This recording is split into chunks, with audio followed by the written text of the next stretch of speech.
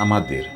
Esse tecido vegetal produzido por árvores e plantas lenhosas é um dos materiais mais antigos e versáteis da humanidade, com uma história que remonta aos primórdios das primeiras civilizações. A formação da madeira tem início no câmbio vascular, que é uma fina camada de células meristemáticas que fica entre a casca e o lenho desses seres. Essas células se dividem ativamente, gerando o que nós chamamos de floema, que é o meio de transporte de seiva elaborada, e o xilema, responsável pela condução de água e sais minerais, ou como conhecemos, a seiva bruta. À medida que o xilema envelhece, as células acumulam lignina, um polímero complexo que é crucial e confere rigidez a esse vegetal, transformando-se em madeira estrutural e que ao longo do crescimento, e considerando intempéries que a planta passa ao longo da vida, temos a formação dos anéis de crescimento, que são visíveis em cortes transversais do tronco e são testemunhos e evidências claras das variações de temperatura, acidentes que a planta sofreu e a respeito da disponibilidade de água durante os anos naquele local. E como árvores não são adeptas de excessivos procedimentos estéticos, com esses anéis nós podemos estimar com grande precisão a idade desses indivíduos. Um pouco melhor evidenciar em coníferas do que em folhosas. A morfologia da madeira é dividida em camadas distintas, cada uma com funções específicas. A casca, por exemplo, que também pode ser vista em algumas referências como o suber, é composta por tecido morto externo, ou ritidoma, e tecido interno, chamado de parênquima, atuando como uma potente barreira natural contra pragas e variações térmicas. Sob ela nós temos o alburno, ou como é conhecido na indústria, o brancal, de coloração mais clara, formado por células vivas que transportam nutrientes para várias partes da planta. Com o tempo, essas células vão perdendo a função e acumulam substâncias como taninos e resinas, transformando-se em um cerne, ou como é conhecido na indústria, o lênio, que é a parte mais densa do indivíduo e, consequentemente, a mais nobre, que de fato tem a função estrutural e da qual se faz o interesse comercial desse produto, a madeira propriamente dita. É a parte mais escura e durável que nós utilizamos em móveis, em pisos, em estruturas e tudo mais que nós vemos produzidos com esse material. Temos ainda a medula, localizada no centro do tronco, que é um tecido parenquimático, muitas vezes macio e até mesmo esponjoso em alguns casos, que armazena substâncias de reserva como amido, importante principalmente em árvores mais jovens. Ela é um dos vestígios do meristema apical da planta e tem sua função maior ou menor a depender do tipo de vegetal que nós estamos nos referindo e também a depender do tempo de vida desse indivíduo. Já do ponto de vista botânico, a madeira é classificada em dois grupos principais: as gimnospermas, que pode ser chamada para algumas disciplinas ou artigos de coníferas, e também as angiospermas, comumente chamada de folhosas. As gimnospermas, como os pinheiros e os cedros do gênero Cedrua, possuem estrutura mais homogênea, como traqueídeos, que são células alongadas que combinam condução de água e sustentação do indivíduo. Essa simplicidade anatômica confere leveza e facilidade de processamento e trabalhabilidade do material, tornando-se ideais para a produção de papel e também móveis de baixo custo. Já as angiospermas, por outro lado, como o mogno brasileiro e o ipê, já apresentam células especializadas, que por sua vez são vasos lenhosos de maior diâmetro para o transporte de água. E também temos as fibras, que são células voltadas para a sustentação. Essa complexidade resulta em madeiras mais densas e resistentes, valorizadas em pisos, instrumentos musicais e estruturas que exigem durabilidade e resistência mecânica, sem falar na beleza característica de espécies desse grande grupo de vegetais. As propriedades físicas da madeira variam conforme a espécie, a idade e condições de crescimento, ou seja, ainda que sejam indivíduos de uma mesma espécie em uma mesma porção de floresta, esses indivíduos terão características únicas, pois tudo, absolutamente tudo no ambiente vai interferir no desenvolvimento desse material, e daí o charme e os desafios de trabalhabilidade desse material. A densidade, por exemplo, influencia diretamente na aplicação do material. Madeiras leves como o pau de balsa, que tem vídeo aqui no canal já falando a respeito desse material, você pode clicar na descrição desse vídeo e encontrar as curiosidades dessa espécie e como ela pode ajudar na mineração do ouro. Essas madeiras mais leves são usadas em modelos aeronáuticos, peças que necessitam de acabamento e leveza nos detalhes, enquanto a massaranduba, a Manuka uberi, por exemplo, é empregada em dormentes ferroviários, pontes e estacas, por exemplo, além de decks para pisos, justamente pela dureza da madeira dessa espécie.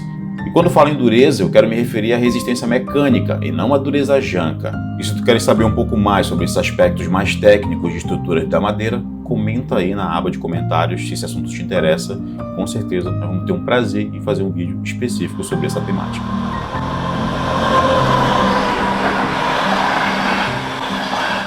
Um outro fator crítico para a madeira é a umidade. A madeira verde com teor de umidade acima de 30% vai encolhendo à medida que seca, devido à perda de águas para o ambiente. E é isso mesmo, águas. Existem vários tipos, mas não é esse o foco aqui nesse vídeo. É importante destacar que durante esse processo, a depender da forma e velocidade dessa perda de águas, a madeira pode rachar ou empenar e apresentar os defeitos característicos de várias espécies de madeiras. Por isso, processos de secagem controlada tendem a reduzir a umidade para valores entre 8% e 12% em estufas industriais, com controle realizado regularmente e de maneira a garantir a estabilidade dimensional desse material durante esse processo. E ainda relacionado à estabilidade dimensional, nós temos o que nós chamamos de anisotropia, que é a variação de propriedades conforme a direção das fibras. Também é bem importante e marcante. A resistência à compressão paralela às fibras pode ser de 10 vezes maior do que na direção perpendicular, um princípio que inclusive é explorado na construção de vigas e pilares de madeira, e que tem uma categorização já bem conhecida, que deve ser considerada no momento da escolha das espécies para essas estruturas. Agora, a partir do ponto de vista químico, nós temos um mundo totalmente diferente, pois nós temos elementos que por si só são materiais importantes demais para a indústria em diversos segmentos, pois a madeira é um compósito natural formado principalmente de celulose, hemicelulose e lignina, sendo a celulose um polímero linear de glicose que forma microfibrilas organizadas em estruturas cristalinas que conferem resistência à tração no conjunto da obra. E essas microfibrilas são envoltadas por hemicelulose, que já é um polissacarídeo ramificado que atua como matriz, conferindo flexibilidade e resistência à madeira. E lembra das fibras que nós falamos agora há pouco? Então, entre os espaços delas nós temos a lignina, uma macromolécula aromática tridimensional que preenche os espaços e são responsáveis pela rigidez e impermeabilidade da madeira. Na trabalhabilidade dessas proporções de elementos na indústria, por exemplo, tendo mais ou menos lignina na composição, nós temos as variações de papéis, que variam desde o A4 da impressão comum até o papelão de embalagens que são utilizadas na indústria. Além desses componentes principais, a madeira também tem extrativos, substâncias como resinas, alcaloides e óleos essenciais, que variam a depender da espécie e que desempenham papéis ecológicos e industriais também. O lapachol, por exemplo, presente no IP, tem propriedades antifúngicas, que é interessante para a indústria de produtos de limpeza, enquanto o taxol, extraído do teixo, é utilizado em quimioterapias. Nós temos também a terebintina, que é presente em alguns pinheiros e que se faz presente naquele spray famoso que tu já deve ter utilizado nos teus baques na pelada de fim de semana. Temos ainda o alfa-pineno, presente em algumas espécies de eucalipto, que é utilizado na indústria farmacêutica e também na perfumaria. Esses compostos são alvo de pesquisas farmacêuticas constantes e influenciam a escolha de madeiras para aplicações específicas. As funções biológicas da madeira, por outro lado, estendem-se além da árvore viva. Como material morto, propriamente dito, ela contribui para a ciclagem de nutrientes no solo, através da decomposição por fungos, bactérias ou outros organismos. Fungos basetomicetos, por exemplo, secretam enzimas que conseguem quebrar ou decompor a lignina, liberando carbono e minerais de volta ao ecossistema. E agora, finalmente chegando ao âmbito comercial, a madeira é um dos pilares da economia global, tendo diversos países como referência na comercialização e produção desse insumo, seja in natura ou produtos e subprodutos usados na construção civil, onde o seu uso vai desde estruturas maciças até produtos engenheirados, como por exemplo a madeira laminada colada, o MLC, o MDF, o finger joint e até aglomerados utilizados em armários de cozinha, por exemplo, que foram os responsáveis por popularizar o uso de madeira para todas as classes sociais. Já na indústria moveleira, espécies como o mogno brasileiro, Suetania macrófila, que já foi muito utilizado durante muitas décadas até a beira da exaustão, temos também ainda a teca, o carvalho, o cedro e a nogueira, que são muito valorizados por seus veios intrincados, que somados à sua boa trabalhabilidade e possibilidade de bons acabamentos e brilho natural, foram o que popularizaram esses móveis de alto padrão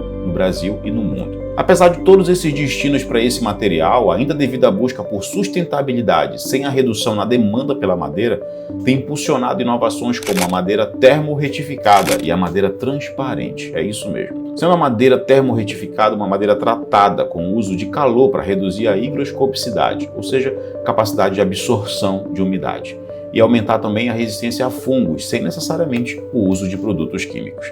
Já a madeira transparente, desenvolvida na Universidade de Maryland, tem a lignina substituída por resina epóxi, resultando em um material tão ou mais resistente que o vidro, mas com melhor isolamento térmico, ideal para painéis solares e janelas inteligentes. Apesar das vantagens, o uso da madeira enfrenta desafios críticos, constantes até mesmo crescentes. O desmatamento ilegal é responsável por 10% das emissões globais de dióxido de carbono, exigindo assim políticas rigorosas de certificação florestal, que visam ajudar e garantir a origem sustentável e regularidades em processos industriais. Além disso, a competição com materiais sintéticos tem pressionado a indústria a investir em tecnologias de processamento muito mais eficientes, como biorefinarias que convertem resíduos de madeira em biocombustíveis e bioplásticos ou compósitos. E de tudo isso que foi apresentado, o que importa é que a madeira transcende a sua função original como uma mera matéria-prima de construção, para se tornar uma solução multifacetada em um mundo que busca sustentabilidade. Sua capacidade de armazenar carbono, combinada com avanços em engenharia de materiais,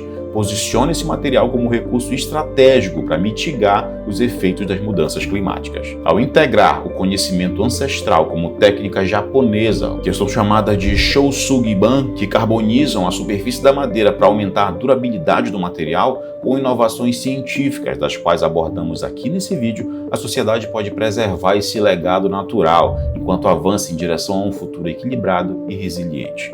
Esse vídeo tem o intuito de te mostrar a importância desse material, tanto para a nossa evolução como espécie, também para mostrar a todos vocês que, paralelamente à nossa evolução e muito antes do início dela, esse material tem evoluído, se adaptado e variado para tornar o planeta da água e também das árvores. Material esse que é mais raro que o tão raro e desejado diamante em todo o universo.